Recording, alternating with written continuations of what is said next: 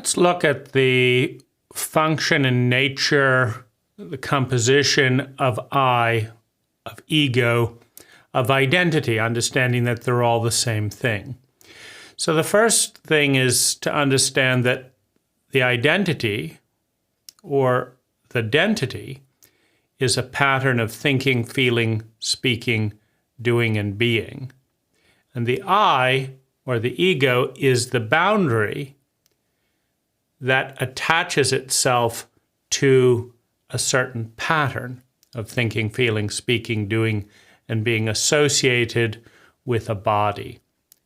So I am, and then comes the attachment to the identity, thinking, feeling, speaking, doing, and being. Now, the first thing to understand is that everything is a pattern. Everything is an ecological pattern. So we have the totality of all that is. We have our universe as we think of it. We have our galaxy, our solar system, our planet, our culture, our family, and then we have us, right? So we're a fractal pattern, not exactly the same, but we're a fractal microcosm of the larger theme. And all of life is energy in a cycle. You look at an atom, you have these two subatomic particles rotating around one another in a cycle. You look at the breath, it is a cycle. You look at the planet, it is a cycle. Right? You look at the solar system, it is a cycle. Right? You look at the sun, it is a cycle. It's all cycles of energy in different forms in a relay, in a relationship of energy exchange between the two of them. And the question is, why the pattern? Why the cycle, right? Well, in the case of the ego, it's obvious. Like, why don't we manually operate our breath, our blood flow, our heartbeat, our liver functions, our hair growth? I mean, why don't we just do all that manually?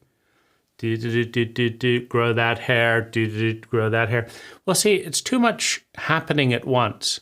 There is such an enormous amount of activity. There are so many cycles within cycles within cycles within cycles, all happening at the same time, that we lack the bandwidth to give attention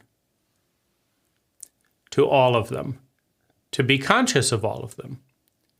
The only thing we can really do is be conscious of one thing at a time, and we can shuffle focus back and forth. I do this, then I do that. It's called multitasking. You just change your attention back and forth rapidly, right?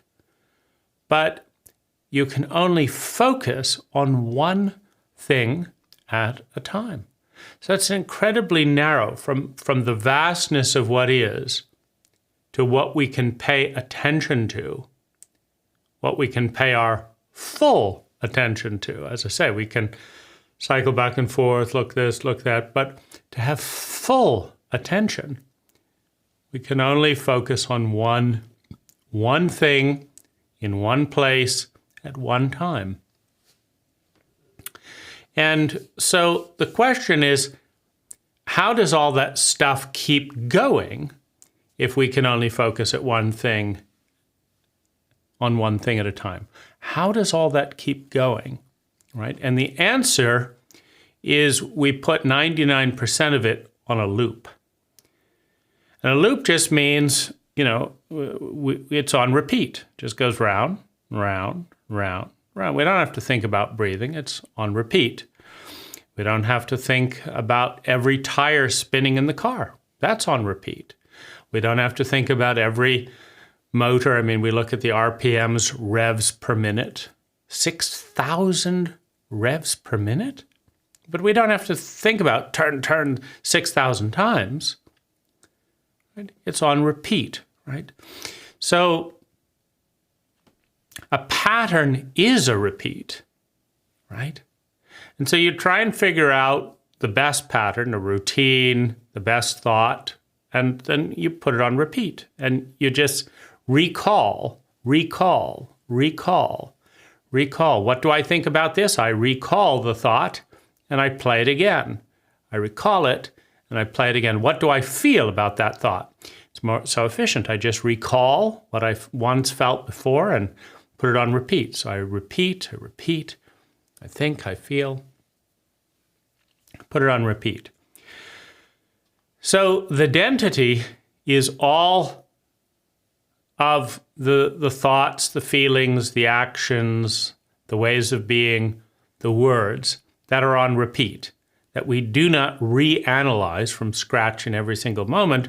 We just pull up that one. I believe in, I do this at 6 a.m. I do that at 10 a.m. I do that on Thursday, and it's just on a repeat. And so by putting 99% of our life on repeat, we free up the ability for our conscious mind to focus on one thing at a time that's new, that's innovative. And then soon we put that on repeat as well. That's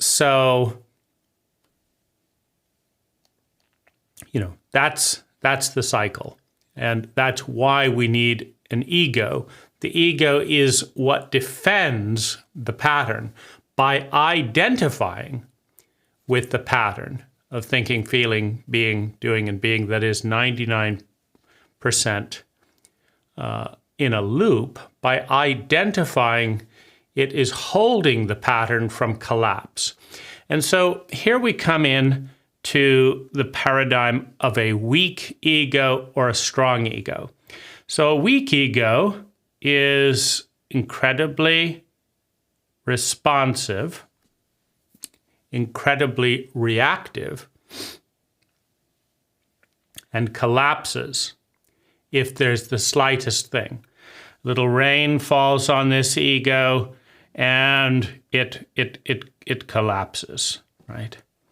The wind blows this ego a little bit, 5 miles per hour, and it rolls all the way over here and hits up against a tree. In other words, it can't hold its shape because that's all the identity is a shape.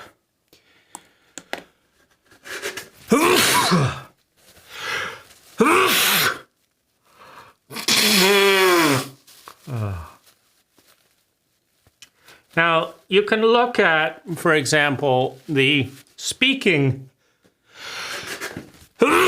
identity and the sneezing identity. If I have a very strong speaking identity and I can penetrate,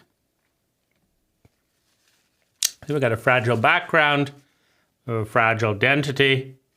Trying to get, let's see here. All right, good. All right. So if I can hold the pattern under pressure, that measures the resistance or the sustaining capacity of the identity by the ego, right? So the ego identifies with a pattern, and its job is to hold the pattern. Its job is not to break, not to fold, not to collapse. That's the ego's job. Now, why?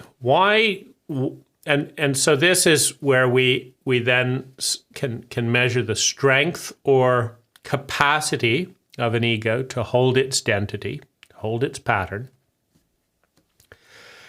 in the face of inevitable pressure on the outside. So what's going to collapse? What's going to challenge our ego? Other people, all their egos, they all have a pattern, and they're trying to get everyone to fit into their pattern. We have a pattern, And we're trying to get everyone to fit into our pattern. I want to get up at 7 a.m. I want my orange juice ready. Well, Orange Juice Maker says that they'd like to get up at 10 a.m.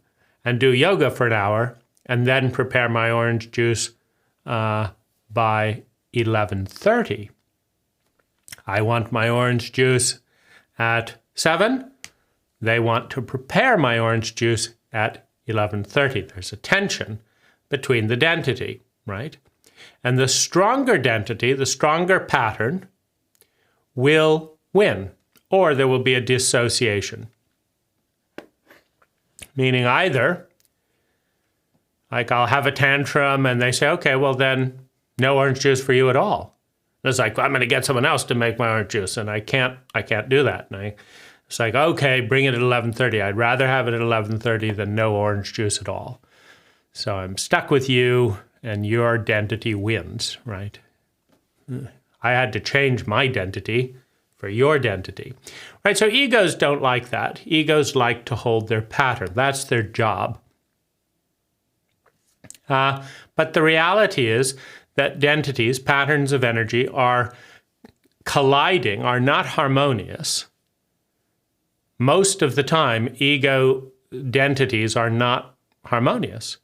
There's an I in there, in every one of them, that's trying to say, come on, if we could just get people to do this, right? If we could just get people to do this. The customer says, if the taxi will stop for me rather than that other person, right? And the other person says, no, I want the taxi to stop for me. And the rabbit is trying to escape from the fox. But if the fox is a stronger identity than the rabbit, then the rabbit gets eaten. If the rabbit has a stronger identity than the fox, the rabbit gets away, right? So in that dynamic, we need a strong ego in order for our unique pattern to survive. Why? Why is it important that our unique identity survives? What's wrong with having a fragile, weak ego that collapses? Someone says, I want to borrow your shovel. You say, okay. Someone else comes over and says, I want to borrow your shovel. And you say, well, it's them. If you can get it from them, it's fine with me, right? Then they go and fight with the shovel or whatever, right? Why is it important that our identity is strong?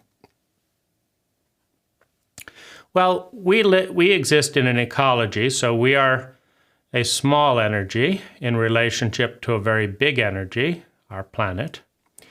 And our planet is going through a series of cycles, right?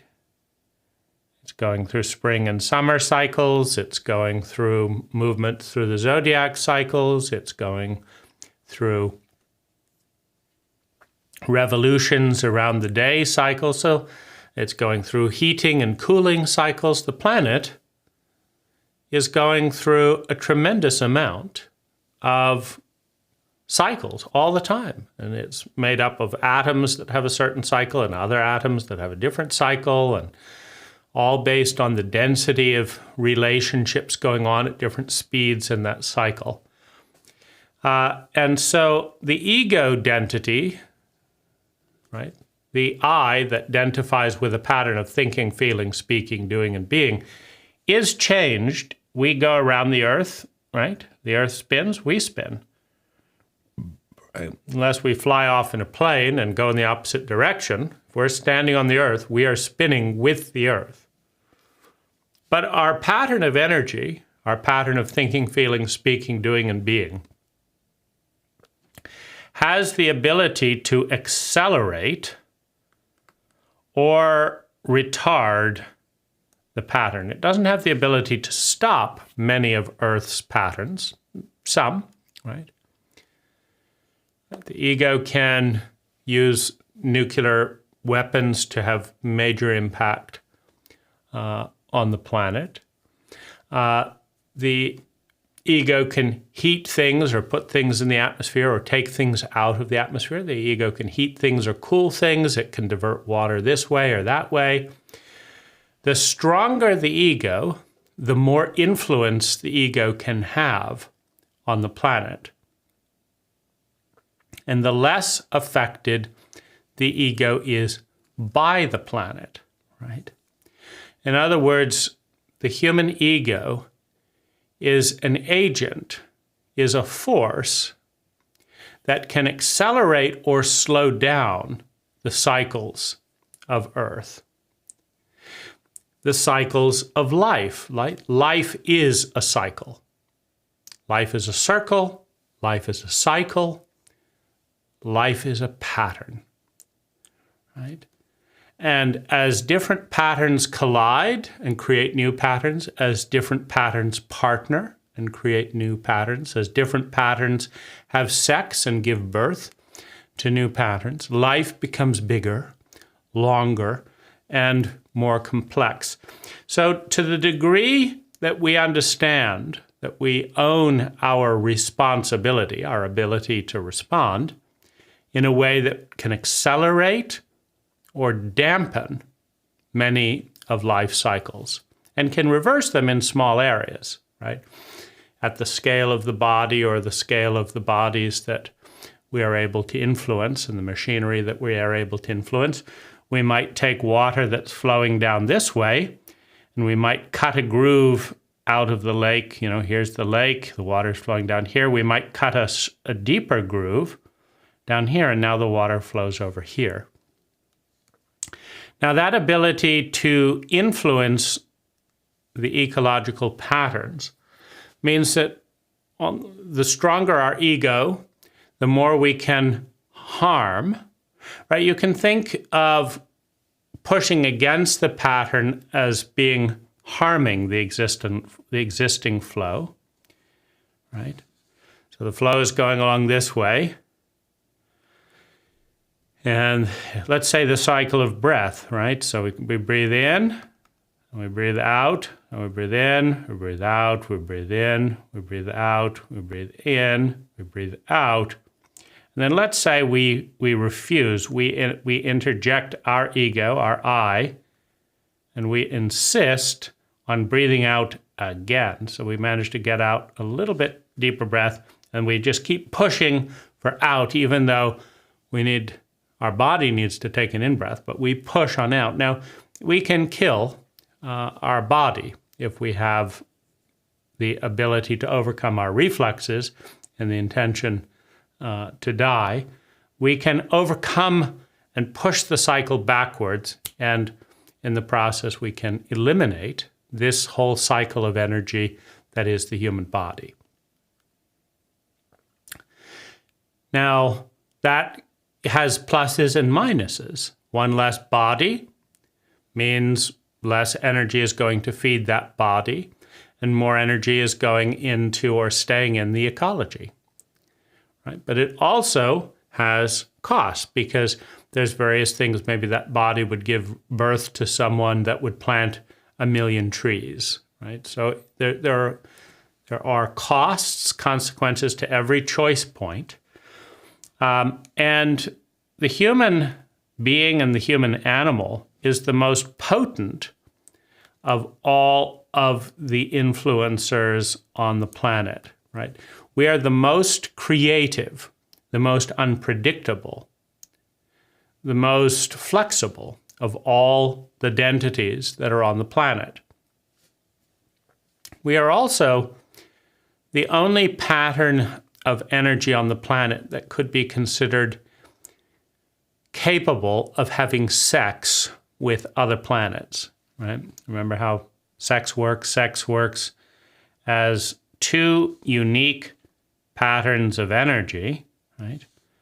So let's say there's Mars here and there's Earth here, right?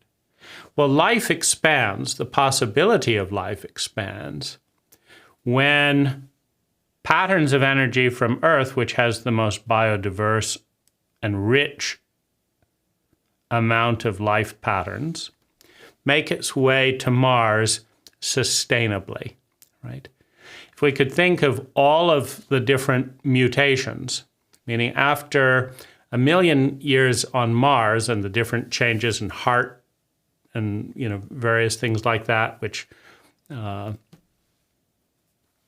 different gravitational level affects how much the heart needs to beat and the sense of gravity, how much muscle you need.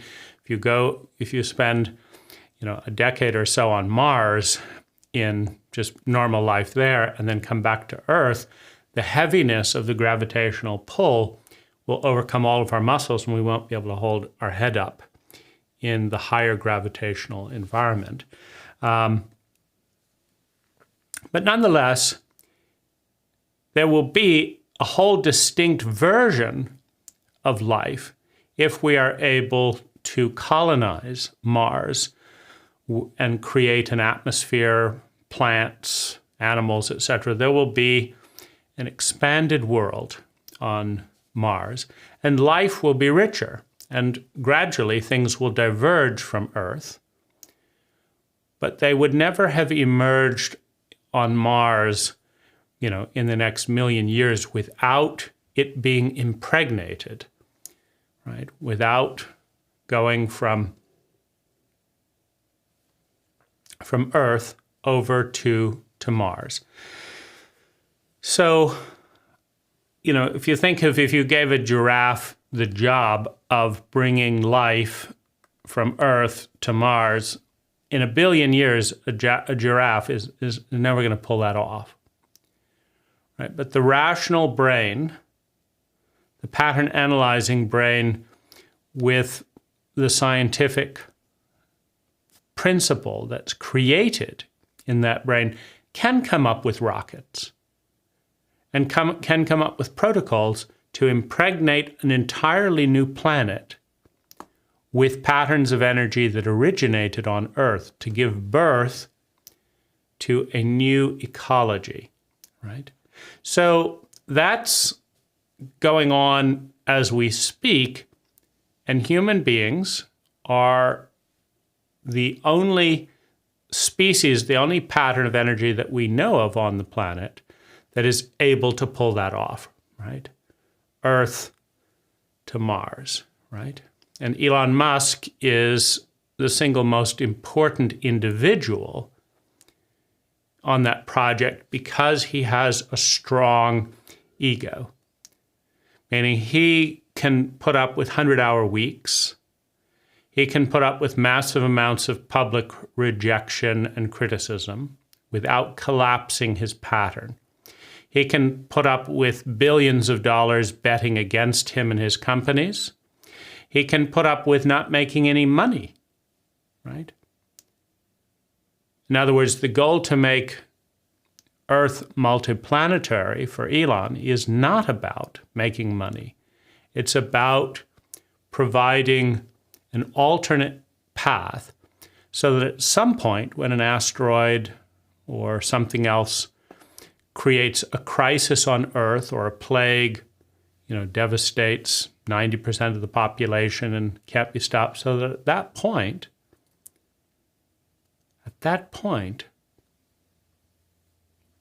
we have an alternate path for life to evolve from, and that we can reintroduce science and technology from Mars back to Earth. In other words, and it will only be humans that can do that, right? And by extension,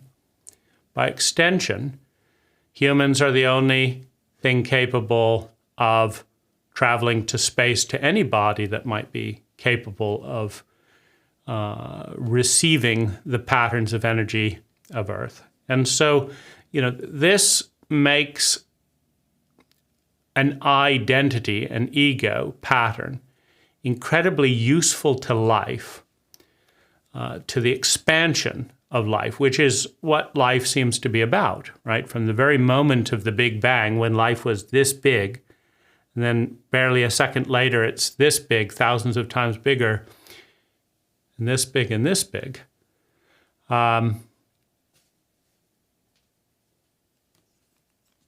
from the moment life has begun, life has wanted to get bigger and has been getting bigger. It has been getting more complex, bigger, and filling up more time, right? More complex, larger, and longer if we measure time as length. So bigger, longer, more complex. Well, human beings can facilitate the complexity of a planetary body's life forms exponentially.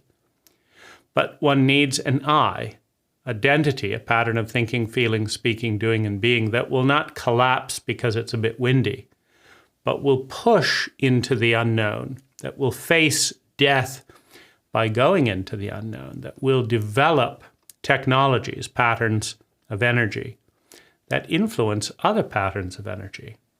The Earth needs life to grow out into the unknown, and the human ego, the I, with identity, is capable of doing that. So there's a tremendous amount of value brought to the table by an I.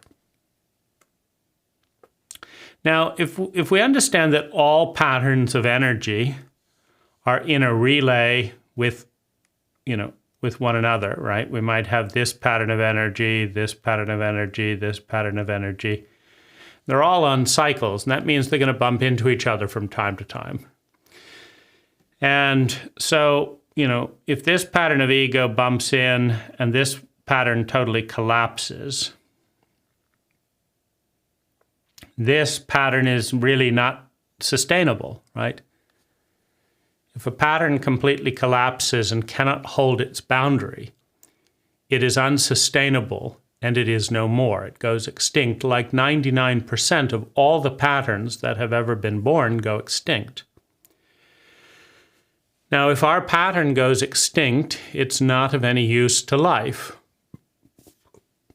for two reasons. First of all, life needs patterns that grow, not patterns that die, for it to expand. That's the first thing. The second thing is if we're not there, we are of no use. Right? Where's Julie? She doesn't exist anymore. She didn't hold her pattern. Well, she can't do anything now. She can't go shopping, climb a mountain, answer a question, right? She's of no use because she doesn't exist. Well, human beings generally are a far more complex pattern than ashes, than dirt, than mold, than fruit, right? You can't ask fruit a question and they say, here's the formula for turning seaweed into oil, right? Fruit can't answer that question, but a well-trained human pattern can, right? So if we look at increasing the possibility field, you can think that complexity,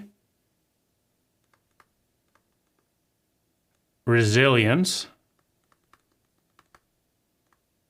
strength. So coming back, if you're hit and knocked out of shape, you come back to shape. Strength, you don't just collapse at the drop of a hat. Complexity means you're like, not everyone can turn seaweed into oil, but there are biologists and scientists that can do that. And, right, you can think like a body that could resist this pollen allergy. That's what's going on here is pollen allergy. So pollen comes along, and this whole pattern of energy reacts. Itchy eyes, itchy nose, sore throat, sneezing, right? So I'm less useful, and then I get tired from blowing my nose. I get dehydrated from blowing my nose. So you could see that this pattern of energy is not resilient in its current form against pollen. That's not as useful to life as a pattern of energy that says, well, there's some pollen. Let's get on with it. All right? So, right? So our job in serving life is to build a strong enough identity, a strong enough pattern that can be useful in its engagement with the world and that can facilitate the cycle, right? That can move the cycle, right? When someone's trying to breathe in and do healing work, that can accelerate the healing work. When someone's exploring themselves and flailing around, that can increase their ability to do that and to survive. If you can prepare lots of patterns of I for life in a successful way, you're very useful in life's program of creating more complexity, bigger and longer. Because humans are more complex. And if we just dissolve back to soil, we're just not very useful. I mean, soil is great. It's the source of all life. But, having us be a little mass of soil this big is not going to help Earth have sex with another planet or invent some new technology that can dramatically accelerate this expansion of the possibility field, this complexity. So let's now look at some counterpoints. We are an identity, we're a pattern. And what we're doing is we're starting with our possibility field. Then we have our probability field. But those are vast, right? So we take our actuality field and we form a very specific shape. That's a triangle in there. So we take for it to have a pattern, the pattern has a shape. We refract the endless complexity, the unending whole, right?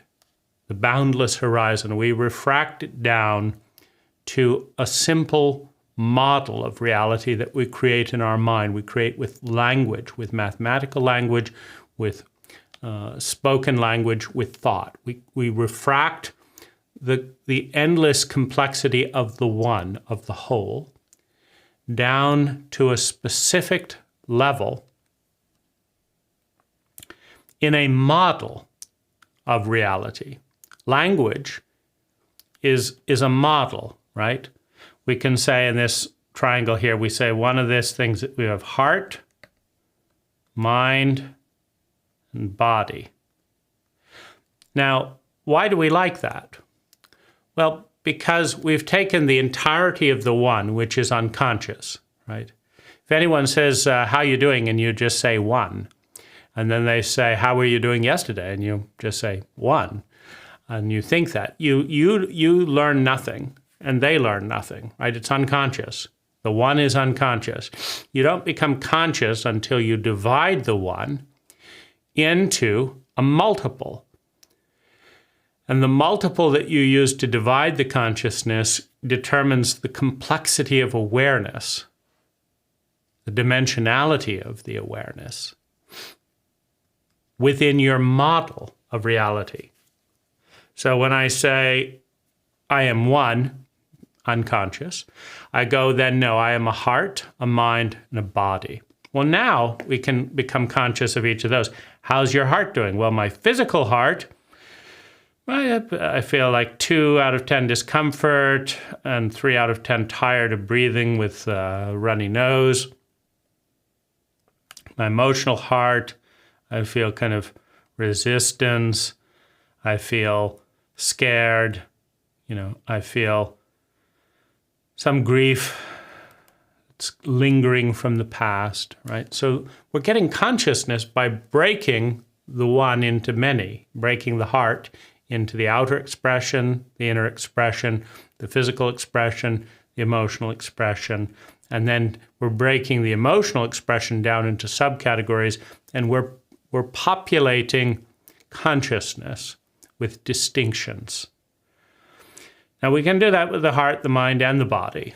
And we can also, by the way, these are illusions, meaning the idea that the heart is really separate from the body is a joke, right?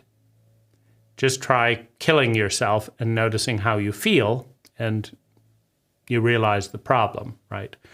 That the heart has a tremendous, that the body is integral to the feelings. And the mind is integral to the feelings. Just think I'm a good person and notice how you feel, then think I'm a bad person and notice how you feel. So if these things are inextricably connected, we can see that these divisions that we've created with an identity, with a pattern of thinking and feeling and speaking, doing, and being, these divisions are all illusion. And so that gives us kind of an insight into an important paradox. Life needs a strong ego. Life is too complex for an ego to grasp, right? The ego cannot keep up with the subatomic activity of a single inch of finger, because the trillions of subatomic particles that are in this inch of finger are each moving faster than you and I can think. So how can you keep up with them, right? That's life, by the way, is the totality of what is. All the subatomic processes and cycles, all the atomic cycles, all the macro cycles, bigger than an atom, they're all happening at the same time, and they're all happening faster than thought. And they're all, so we cannot keep up with it with our one thing at a time mind. So the ego is composed of illusion, right? We take the infinite whole and we cut it into illusionary pieces. And then we give these illusionary pieces symbols. Like, what's that? That's a symbol of a sound, which is the first sound in heart. That is a symbol of a sound. But is that what we're talking about with heart? No. The sound is the symbol of an idea of heart. But is that what we're talking about? No. We're not talking about an idea. The idea of a heart is not a heart. So this H is a symbol of a sound. A sound is a symbol of an idea, which is a symbol of for a picture. And the picture is not real, right? Because the picture has a box around it. We say the heart is this thing here. Well, take the thing out there, and is it still a heart? Well, it stops beating. So how can it be a heart if it ceases to exist without its relationship with the ecology of the body? Well, it can't be just a heart. It's part of the body, right? But we've just divided the body and reality into these things, and we do it with each of them. Heart, mind, body. Complete and utter nonsense. Why not divide it into half heart and half mind? And half, because it's complicated. That's all it's down to. We have a delusionary symbolic interaction with reality through thought, which is composed, and we have this interesting dynamic where you cannot think without words, and the words have no meaning without pictures. You cannot think without words.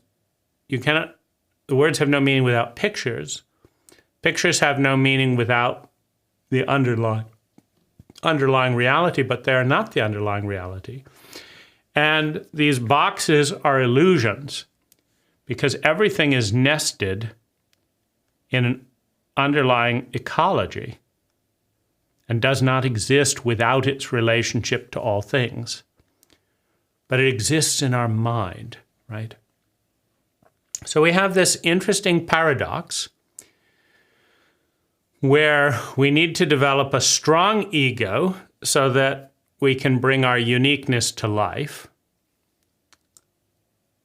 But our ego is composed of lies, meaning our way of relating to the world is through a series of nested symbols. H stands for ha, ha stands for the word, first sound in the word heart. Heart stands for a picture, and the picture stands for this thing that is not the picture. The picture you have in your mind is not what your heart looks like in this moment. It's a symbol, right? That's a lot of symbols. And then we have we might have a symbol of a test tube, for example, and a little heart in there. But the heart is going to deteriorate rapidly or slowly in that test tube and will no longer be a heart. If the heart is defined with a pumping thing that pumps blood, it is no longer a heart as soon as it's removed from the veins and blood and is no longer pumping blood. Right? So so these compartmentalized structures with which we build reality are all illusionary. They're nested symbols of illusions that don't hold up. And yet, by simplifying the vastness of reality down to these little symbols, we allow ourselves to develop a unique pattern of energy, which, if we hold it, can contribute to life. Now, very briefly, let's look at what makes an ego strong or weak. So, the ego emerges out of the possibility, out of the probability field. So the possibility field, probability field, the actuality field. The ego is a fractal representation. Now, the ego is given a pattern by the cult. It's born into a family system. It's born into a cult system. We think this way, we eat this thing, we do these things. Well, this is the language we use to talk. It's given a pattern. And every pattern is wrong, meaning it's not an optimal pattern. So the ego needs to differentiate itself from that pattern through adolescence and then recreate a pattern out of that. Like, let's say the ego was given this pattern. It says, no, that's square, that's horrid, I don't like it, okay? And then the ego has to replace it. You need an ego. An ego is absolutely necessary. So what do you replace the pattern with? Well, maybe you replace it with that shape there. Now, is that improvement? Is there progress there? Well, somewhat. It's almost symmetrical, not fully. It's leaving gaps out here that are not accounted for. That's called anomalous data. But it's a bit more complex, and it's slightly newer, and so it is useful. And then the ego will give symbol names to all these different things, and this will be the system that the energy moves through consciously as the ego experiences the cycle of life. But it is important to understand that all of these systems are lies. There is no, in fact, separation.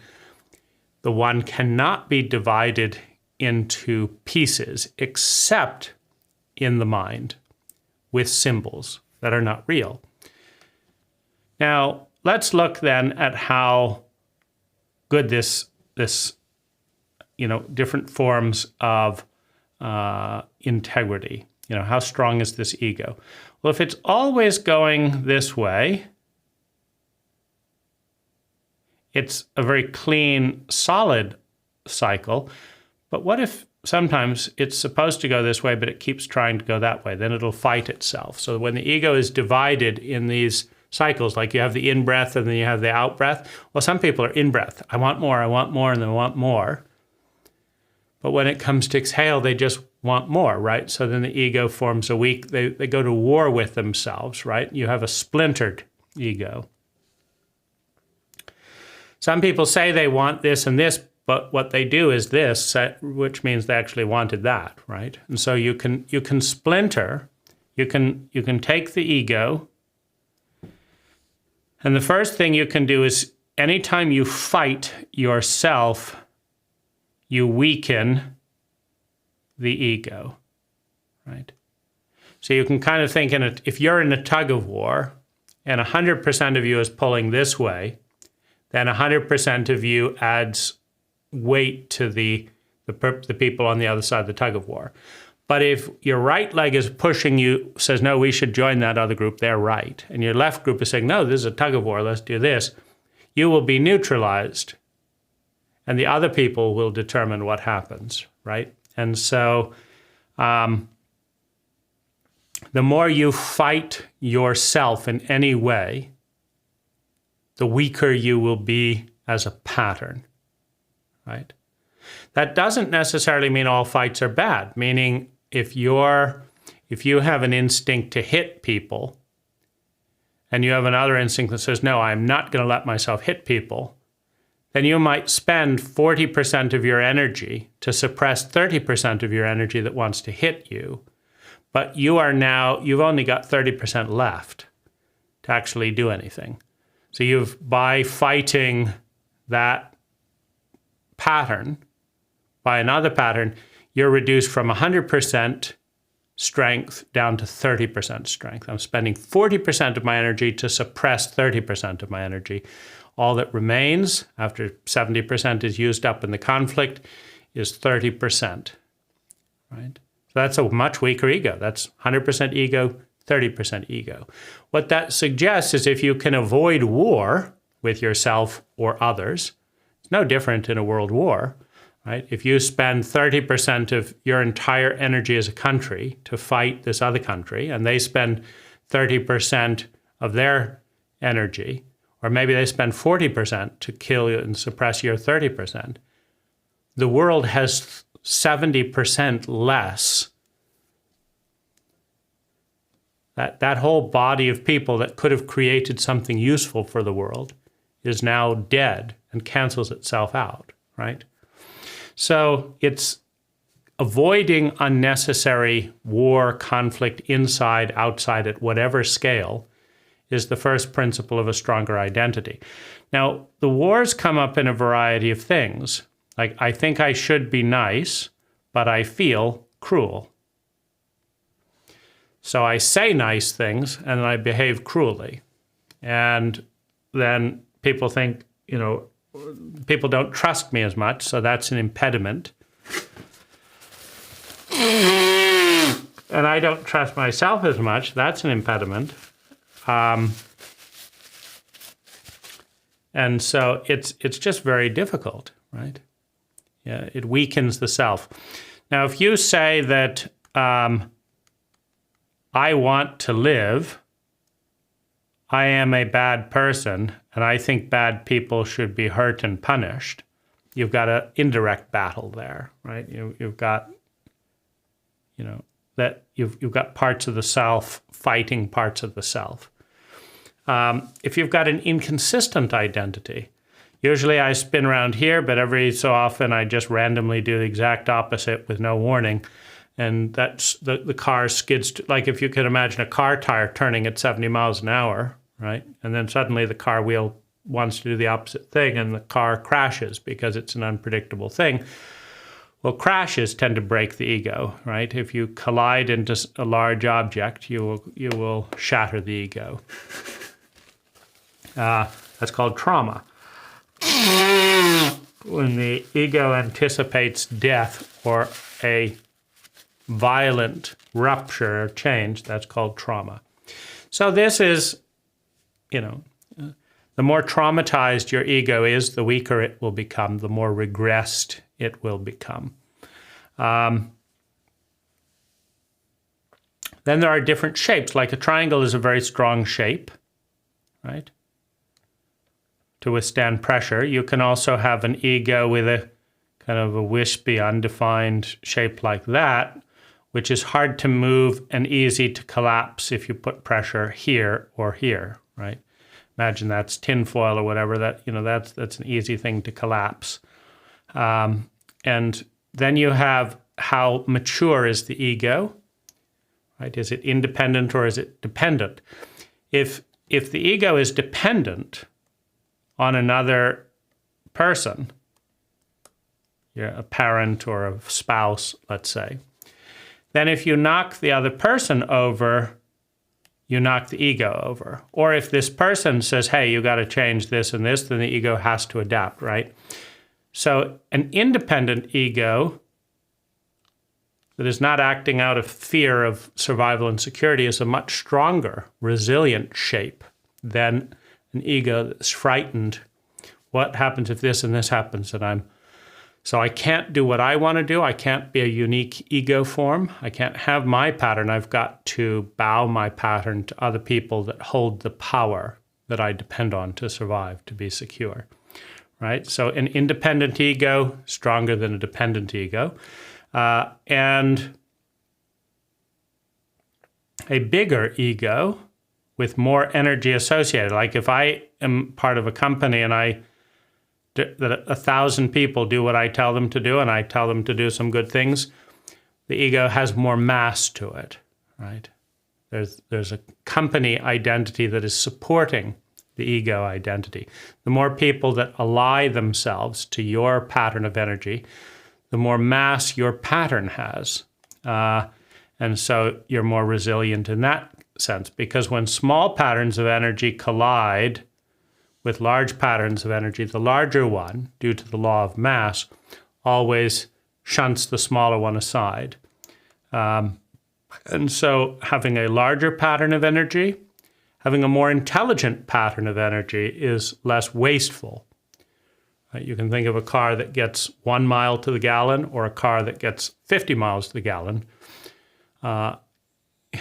Over time, the 50 mile per gallon car is going to be more resilient because it's wasting less of its energy.